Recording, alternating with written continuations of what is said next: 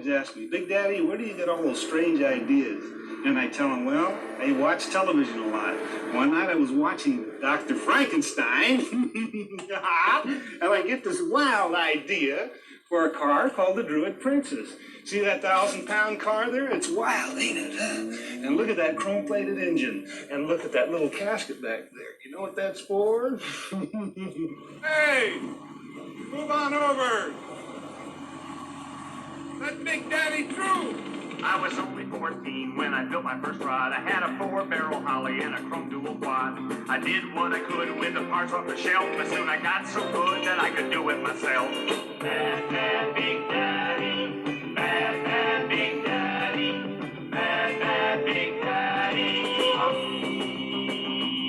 I took a gas-eating mother that was quite a disgrace, and then I chopped and I channeled all over the place. I bored her and stroked her and lowered her down, and soon I had me the fattest set of wheels in town. And that's the truth, Ralph Nader. Bad, bad Big Daddy. Bad, bad Big Daddy. Bad, bad Big Daddy. I've been to Detroit and talked to the big shots, and I've gone down and talked to friends of mine that have started painting weirdo shirts and graduated into the Detroit styling thing.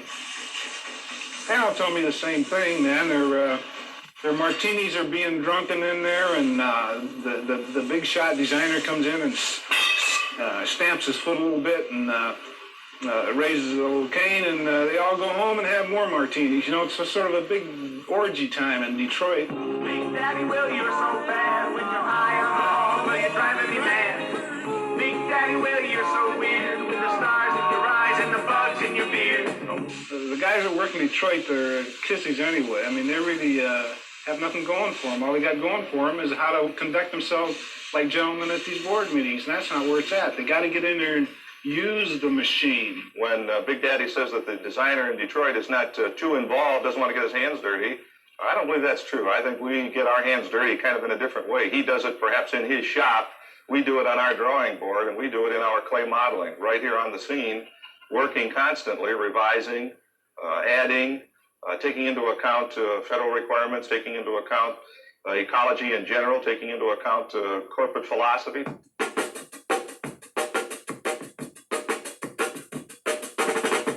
See, I was a young kid that was going to show Detroit how to build a car. The rest of the cars were getting gigantic, but I wanted something small like the Volkswagen, something that had a lot of power, would really go wail. And this was to be the hot rod of the 1950s. Built the road agent about 63. This was the real step away from the hot rod. It was no longer a toy. This was actually dream stuff that I was trying to impress Detroit with, or impress people with, that could be built. It was very small. It's only 8 feet long.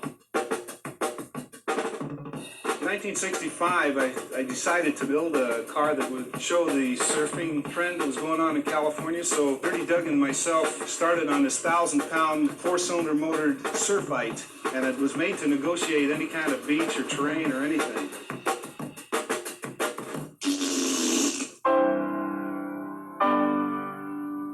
Big Daddy Roth seems to have achieved a remarkable synthesis of variations on a mechanistic folk theme using contemporary artifacts.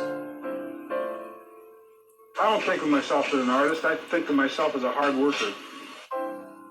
He reflects in his own inimitable way the dynamic quality of contemporary youth culture and all its panoply of cult objects. So hip, so cool, so right on, so rank, so vile, so exquisitely repulsive. His influence, as far as design is concerned, I'm sure has an effect on the group out in California, but as far as what he has done as a designer and his influence on the domestic scene, I don't believe there is an immediate tie. I think his group is a very select group and one who's interested primarily in customizing automobiles as opposed to the kind of designing that I believe we do, and that's one of quality, function, style, sleekness, quietness, and all of the cliches that I think that are wrapped up and around the market that the people are interested in here on the normal type transportation vehicle.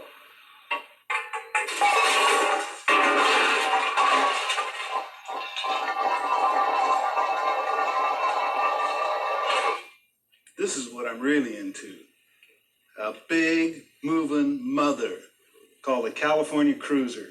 I mean, this baby moves 140, 150 miles an hour. Chrysler is not going to come out with the chopper. You turned me down, and then turned right around and put fins on the Chevys and Caddies. Why, you even changed the grill. And what still makes me ill is the changes all were Big Daddy's. I was the one to put fins on the tail. I made it work, but Detroit, you made it fail.